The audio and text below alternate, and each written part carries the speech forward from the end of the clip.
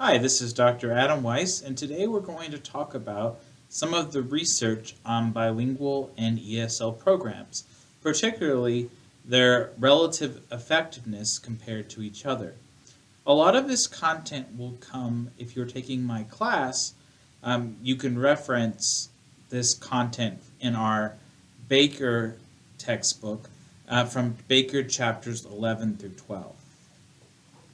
If you're not taking my class, this will still be relevant to you if you are interested in education, because we'll be going over some of the uh, prominent literature on the topic that has really formulated our understanding of how bilingual and ESL programs affect student achievement.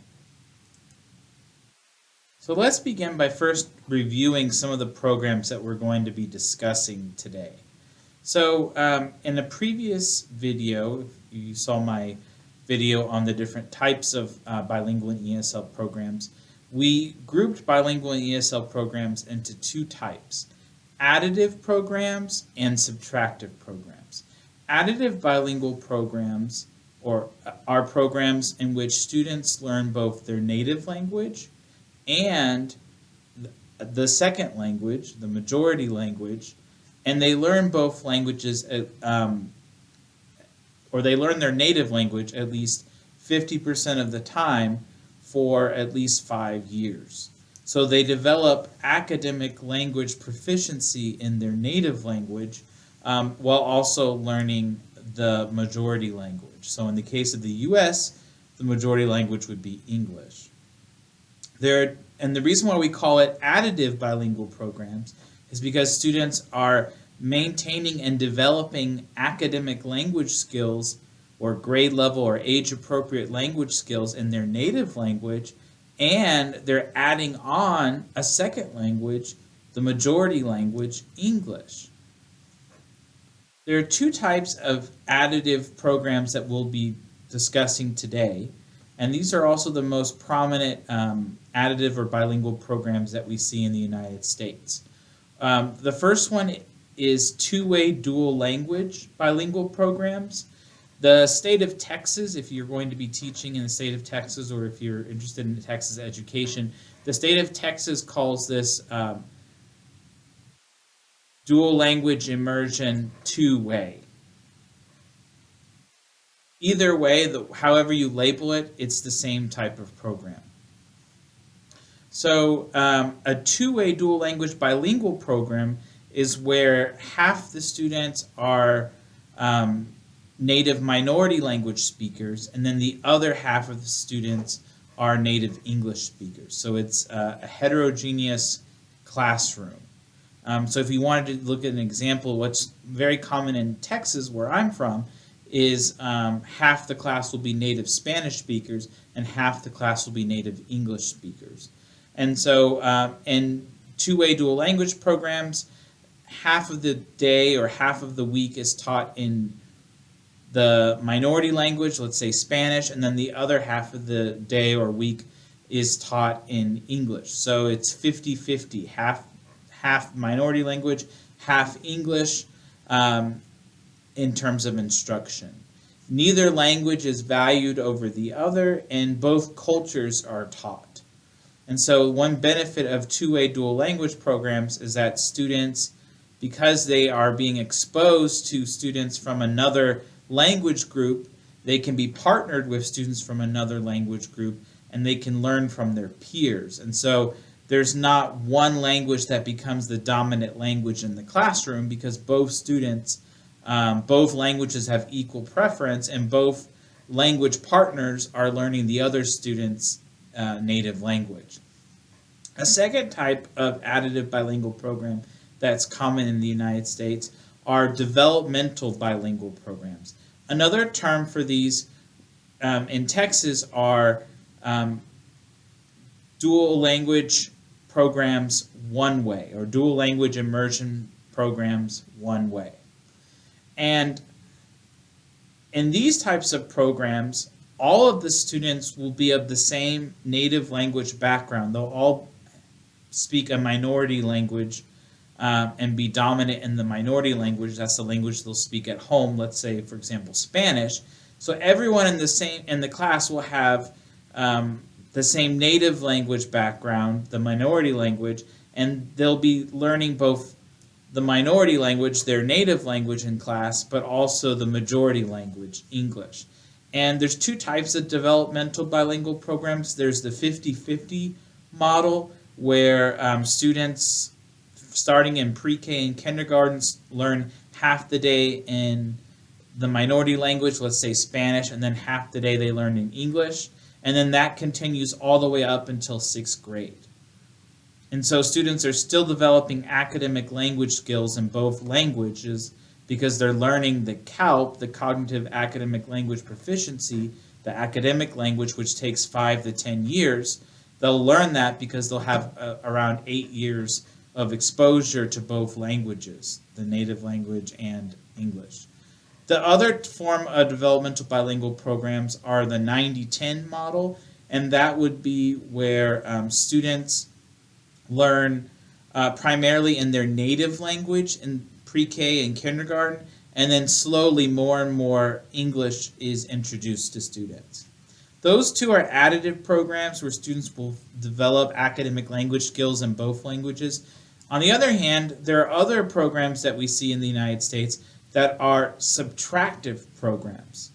And so in a subtractive program, the preference will be toward the majority language, English, and students will not develop grade level or age-appropriate abilities in their native language. They might still be able to listen and speak in their native language and maybe have some very basic reading and writing skills in their native language, but they will not develop academic language proficiency in their native language, and they won't develop age-appropriate proficiency that they could use in a professional setting or in the university setting.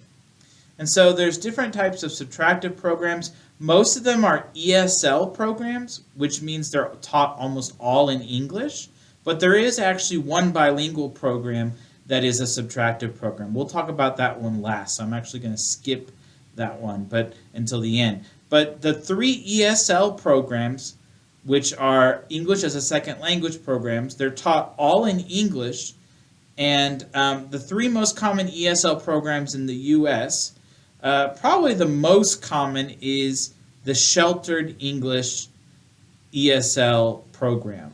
Sheltered English, another term, is Structured Immersion ESL programs. Sheltered English ESL programs are where students, all the class are emergent bilingual students. They're still learning English as a second language. They're English language learners. And all of the class is at probably a relatively same level. They're probably either beginner or intermediate in their English abilities. And so these students are placed in their own classroom, or they're pulled out of the mainstream classroom, and they're taught fundamental basic English, like fundamental vocabulary, key English grammar, sentence structure, high-frequency words, basic conversation skills, basic conversation stems, and simple writing skills. So they're often taught below grade level content, and the idea is so that they can get the foundations of the English language so that they can eventually be exposed to grade level content. Content-based ESL programs are also pretty popular in the United States, and these are once again taught all in English because they're ESL, but students will be in a mixed classroom. Some of the students will be emergent bilingual students or English language learners who are still learning English, and then other groups of students will be native English speakers. And in this classroom, there'll be a certified teacher who differentiates instruction for the emergent bilingual students, the English language learners, so that the instruction is understandable for those students. The teacher might slow down their pace in their presentation of the content. They might frequently check for understanding. They might include visuals or hands-on learning activities. They might use manipulatives that or physical learning, like total physical response, where students are acting out what they're learning and saying what they're learning at the same time. There might be some reading materials on students' reading ability level. And so content-based English ESL programs teach grade level content, teach students, let's say you're teaching 4th grade, you teach students 4th grade language arts, 4th grade math, 4th grade science, 4th grade social studies. So you would teach students grade level content, but you would provide differentiation so that content is understandable for students who may not be fluent in English. The last type of subtractive ESL program is called the mainstreaming or submersion ESL program. And these ESL programs, they are mixed classrooms, so some of the students will be English language learners or emergent bilingual students, and some of the students will be native English speakers. And in these programs, the teacher will teach the class on grade level, and the teacher will be teaching the class almost like all the students are native English speakers. The teacher will not focus on language differentiation. There will not be a lot of accommodations for students who are emergent bilingual students. They won't get additional help. And there also won't be a lot of modifications on assessments or on expectations for students' output. So those are the different types of programs that are popular in the U.S. Oh, and there's one more I forgot to mention. So those were the 3 ESL programs. They're all subtractive because there's no native language instruction for students. It's all second language instruction, English instruction. But the other type of subtractive program is actually a bilingual program. And this is called the transitional bilingual education program. Sometimes schools call this early exit programs, early exit bilingual programs. And so in a transitional or early exit bilingual program, students might get some initial instruction in kindergarten, 1st and 2nd grade in their native language, but by the time it gets to about the end of 2nd grade and toward 3rd grade, it starts to shift more and more into almost all English. So each year, students are learning more and more in English until by 2nd or 3rd grade, it's almost all English. And so students are encouraged to quickly transition out of receiving native language instruction and into all English instruction. And so since they don't really develop academic language skills, they only have a few years of native language instruction, they'll only learn some of the BICS, the basic interpersonal communication skills, the everyday casual language, and they won't learn the CALP, the academic language that they would see in grade level texts or assessments.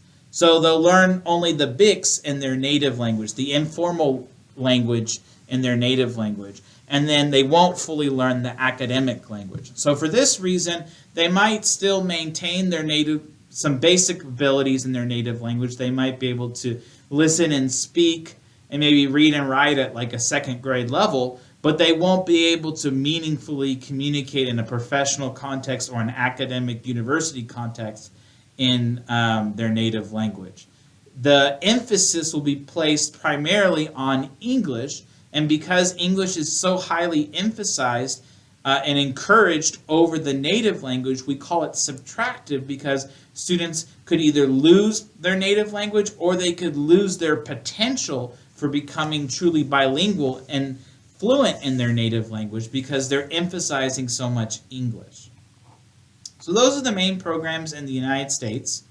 So let's look at what the research says about these programs. And I know some of these research studies might seem like they're a little older in terms of when they were conducted, but you have to remember that these research studies were peer-reviewed and they were renowned for their design and how they carried out their experiments. So even though they're 20 to 30 years old, it's still incredibly relevant to education today. and they've kind of laid the foundation of our understanding of how bilingual and ESL programs influence student achievement. So let's start first with the Ramirez study, which occurred in 1992. So the Ramirez study examined students in 5 states, and it primarily focused on comparing a few programs: the structured immersion, which is sheltered ESL, transitional bilingual programs, which were the early exit bilingual programs, the one subtractive bilingual program, and developmental bilingual programs, which were the programs where students learn their native language and English half and half for at least 8 years, so up until 6th grade. Sometimes we call that late exit bilingual programs. And so Ramirez examined all 3 programs, and what they found was that developmental bilingual programs were the most effective. The longer students stayed and learned their native language, the more successful they were in school. And so by 3rd grade, and so Ramirez studied students from kindergarten to 6th grade, so they followed students through their elementary school. So by 3rd grade, Ramirez noticed there wasn't too much difference between the different groups of students.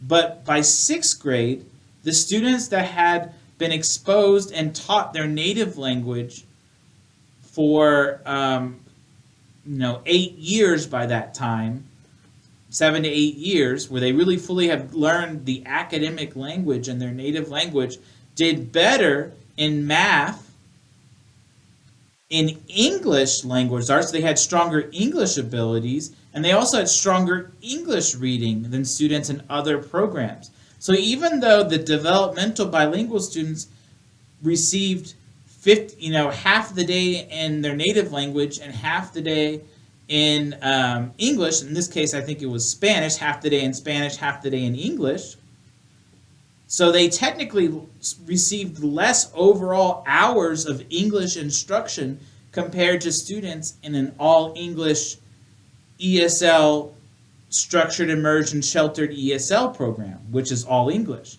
So they received less hours of English instruction.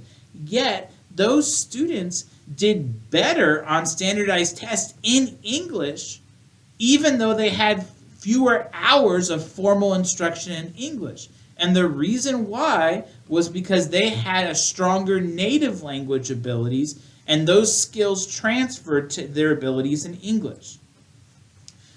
In 1995, another researcher, Collier,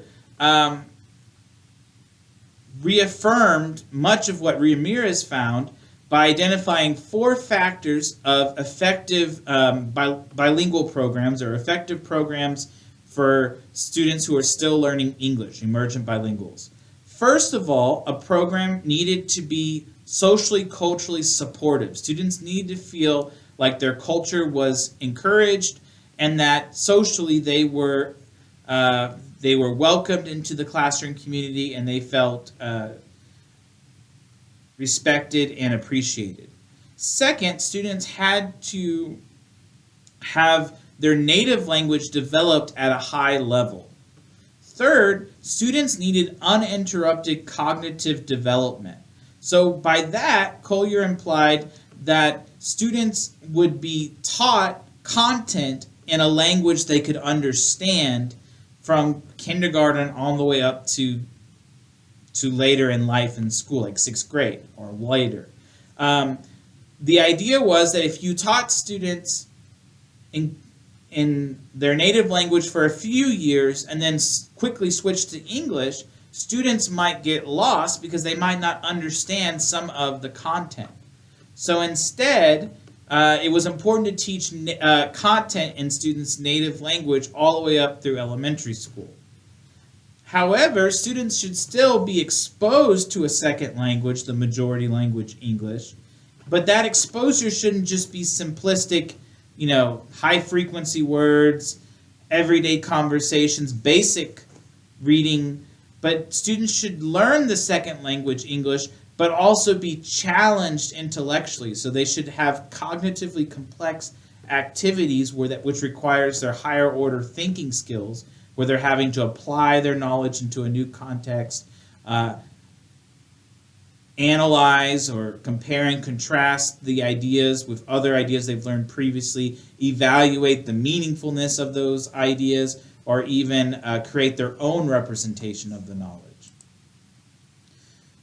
Collier then worked with a collaborator, Thomas, in 1997 to further expound on the findings.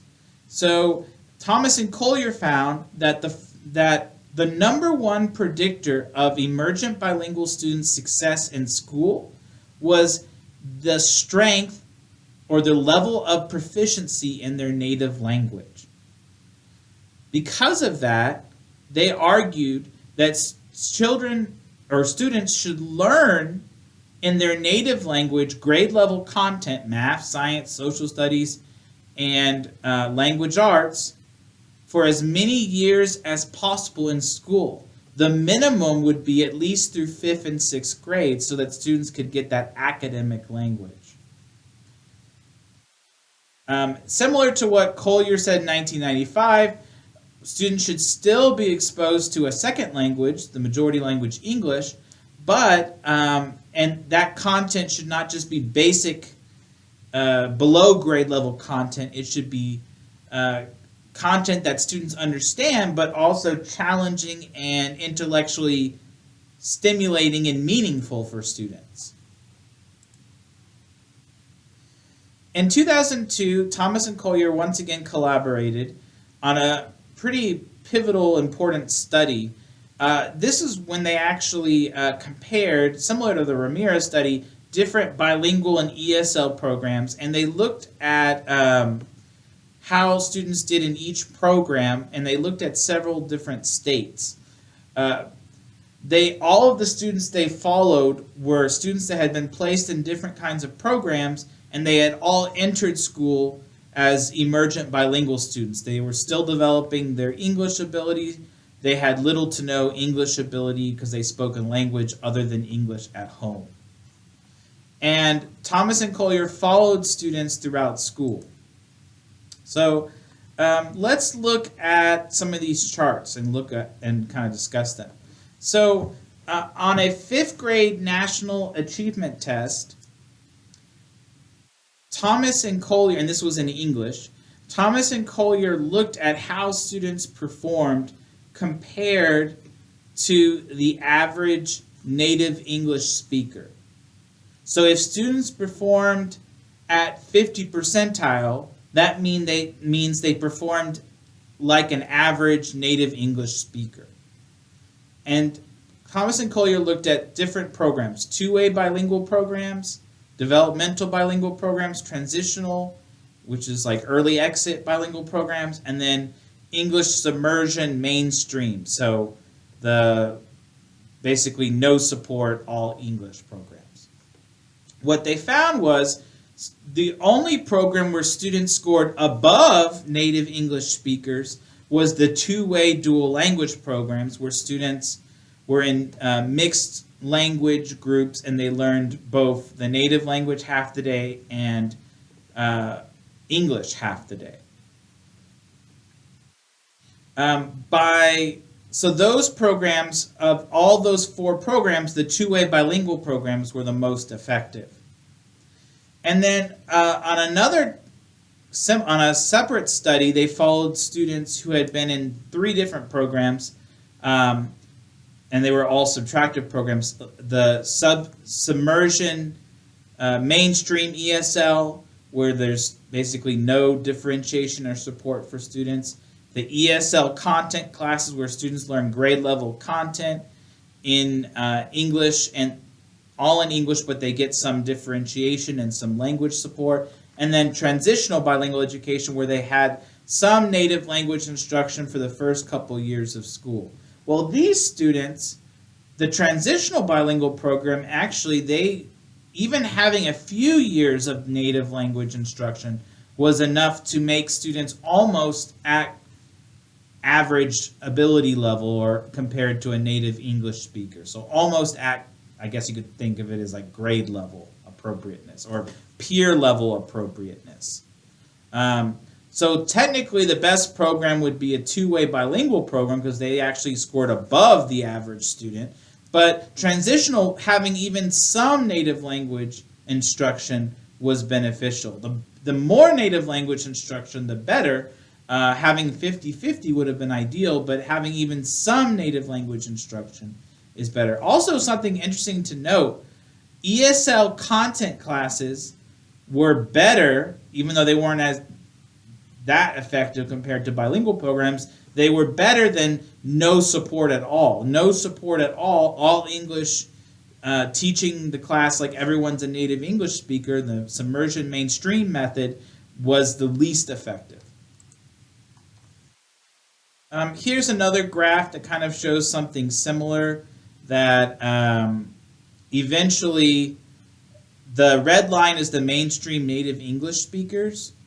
As you can see, the students that get closest to the native English speakers are the students that have some native language support. So of these three programs, you have people who went mainstream, the LEP refusers of services like mainstreaming.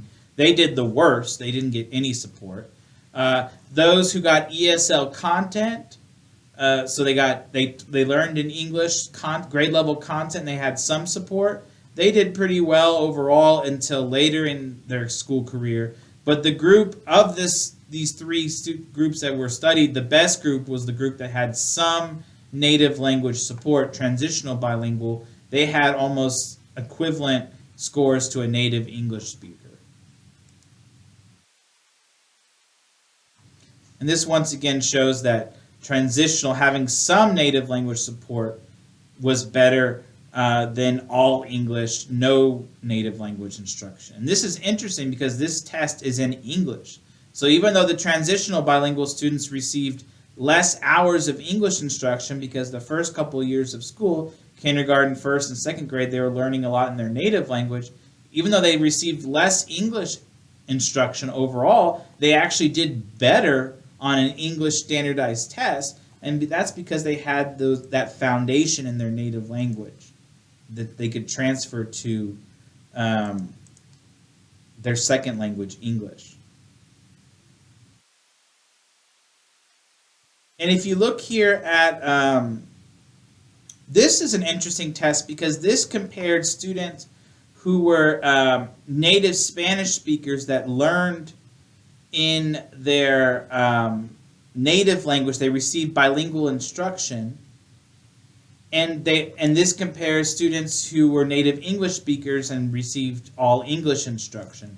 So when they actually assess students on the Spanish-speaking students on a Spanish test and the native English speakers on an English test, it showed that the native Spanish speakers on the Spanish test actually outperformed the native English speakers. So developing students' native language is very important because it gives them native language skills, and it also gives them strong English skills. Here's another nice graph. It's a little bit hard to see, but I'm going to see if I can expand it a little bit. If you look at this graph, what's important is this is kind of the same thing with the percentiles. 50 percentile is average. So if you look at the different programs, the two-way bilingual program, by the time they get to grade 11, students are above average. So if they've learned both their native language and English for half the day, and they're in mixed classrooms where some of their peers speak their native language, their home language, and some of their peers speak another language, they actually learned more than the average student. Students who are in developmental late exit programs, they did about average. They learned on an average amount compared to the average native English speaker, which is good. I mean, there wasn't any negative effect from being in a bilingual program, and they kept their native language. In the early exit transitional program, those students were okay for up until about grade 6, but then by grade 11, actually, because they hadn't fully developed their academic skills in their native language, they started to drop below the average student. So that they actually started to struggle. And then students that did all English instruction and didn't have any native language support, and they were taught just with fellow emergent bilingual students, English language learners, and they were taught kind of rudimentary basic English skills in the beginning, they did okay in the very beginning, but then once the grade content got harder, they started falling way behind their peers. So this indicates that this kind of indicates what Collier explained in 1995, that the more native language instruction, the better they'll do on assessments. And notice all of these assessments are in English. These are English assessments. So students will learn more English overall in the end if they have a strong understanding of their native language. So this summarizes some of, kind of reiterates Thomas and Collier's conclusions.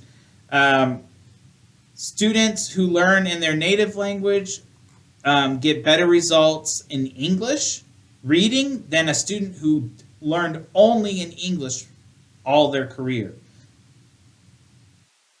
Developmental and two-way bilingual programs are the best programs of all, and they're better than transitional bilingual programs.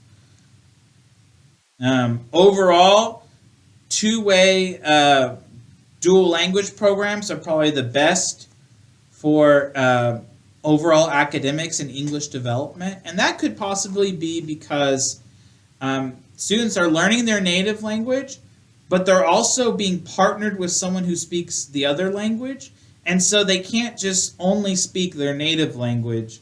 They have to try out and experiment with their new language, the second language they're learning, and they have to they have a peer role model. So the native Spanish speakers are paired with the native English speakers, and so during Spanish time, the native Spanish speakers might have an advantage and might peer tutor the English speakers, but during English time, which is also half of the day, the English speakers can help the native Spanish speakers, and the native Spanish speakers have to take risks and learn English, their second language. So both groups have to learn the other group's language, and no language is dominant, or no group. Both groups have to be comfortable being in a place where they're learning a new language. No group can just resort to only being dominant or focused in their native language. And both groups learn each other's culture. The Lindholm-Leary study in 2001 focused on 4 programs. They didn't study two-way dual language programs. They studied English-only programs, so ESL programs. They studied transitional bilingual programs, so early exit. They studied, they did study two-way dual language programs. They studied a 50-50 model where half the day they learned English, half the day they learned Spanish throughout their careers in elementary school. And then they also studied a 90-10 model where in the beginning students, and this was probably not a two-way dual language, this was probably a developmental program, to be honest. But so in this program, students learned 90% of the day in their native language, and then slowly they learned more and more English until eventually by 4th or 5th grade, it became 50-50, half the day in, let's say, Spanish, half the day in English. So what they found, which was interesting, was that students who, even if they didn't have that much of English exposure, let's say they only were taught like an hour a day of English, 10-20% of time, they actually performed just as well on English exams as students who had learned English the whole day. So it really wasn't the amount of hours of English instruction that determined students' success in English. It was actually what determined whether students were successful in school, including on English assessments, was how strong and developed their native language was. So students who were fully developed in their native language, that were in the dual language programs, did better than students that had less native language instruction.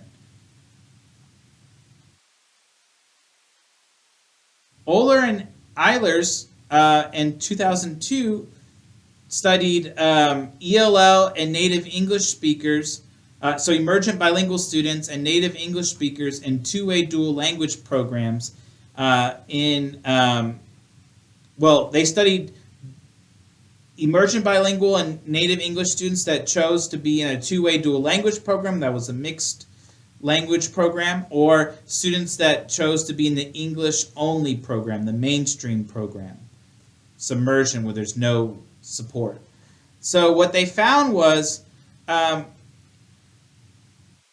dual language students had equal English language abilities to students who were only taught English. So even though the dual language students learned English only half the day, they had the same English language ability as students who learned English all day. And then the students in the dual language program at least had the benefit of becoming bilingual because they had half the day where they learned another language, and so they became bilingual. What was interesting, though, was the Latino students that participated in either program ended up being primarily choosing to speak English. So the argument that students would not become part of the mainstream culture and learn the mainstream culture and learn English was flawed, because even though students learned half the day in Spanish, half the day in English, they ended up still preferring to communicate in English. So it wasn't like students were not adjusting to the mainstream culture. Genesee in 2000 and colleagues in 2006 studied late exit bilingual programs, which were developmental bilingual programs and two-way bilingual programs. And they found that those programs, those late exit bilingual programs, performed better than early exit programs. So similar to what Thomas and Collier had found in previous studies, the more years of native language instruction, the stronger students are in their native language, the better they'll do in school. And bilingual proficiency and biliteracy, being able to read and write in both languages, had a positive relationship to students' academic achievement. And not only on native language, let's say Spanish assessments, but also on English assessments. So this is interesting, by the end of elementary school, students, regardless of the bilingual program, if they received some native language instruction, actually those students had more English skills in reading and writing than students that had only been taught in English, their second language, their whole school career.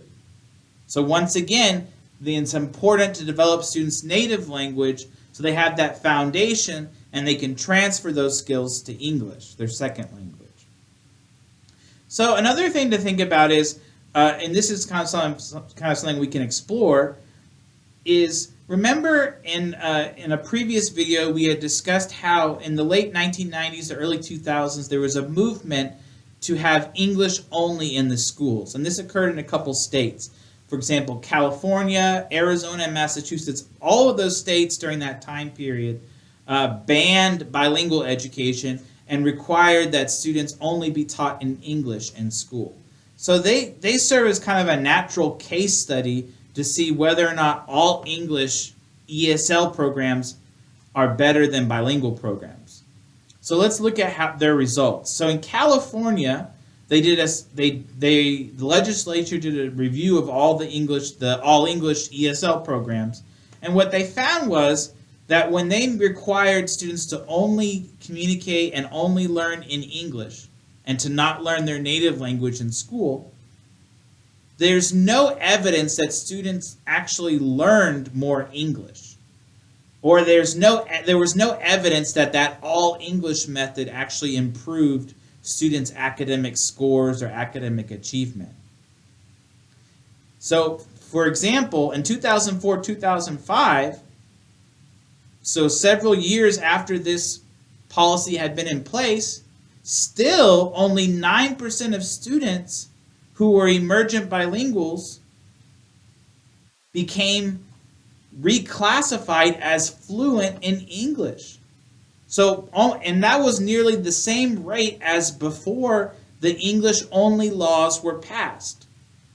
So basically, even though students were required to only speak English in class and the teachers only could teach in English and all the materials were in English, that didn't help students become more fluent in English. It was the same results as before. And what happened was students lost their native language. And their native culture was being discriminated against and discouraged. So let's look at so in California, all English instruction did not help students learn English. In Arizona, during the English-only time period, 60% of emergent bilinguals or English language learners made no gain in English. So 60% of the students that participated in those all-English programs didn't make any progress in English. 7% of those students actually decreased in their ability in English from the year before. So after the all-English programs, students actually started losing their English ability. They lost that foundation from their native language. In Massachusetts, even after the all-English program, still more than half of emergent bilinguals were still limited in English after 3 years in those all-English classrooms. So even after being in the all-English ESL classroom, students were still not proficient in English. So as you can see, overall, the all-English strategy was ineffective for those 3 states. And because of that previous research that we've talked about, each of those studies reinforced the importance of developing students' native language. And so to summarize the lesson today, it's very important that we teach students in their native language at least half of the day for at least through elementary school so they can get that academic language. Students who are in two-way bilingual programs where they learn their native language half the day and English half the day, or developmental bilingual programs where they learn their native language half the day and English half the day, learn more content in their native language and develop native language proficiency, and also develop more English language proficiency. So they end up being stronger in English than students that spent all their student career learning all in English. Okay, thank you very much, and I appreciate your attention.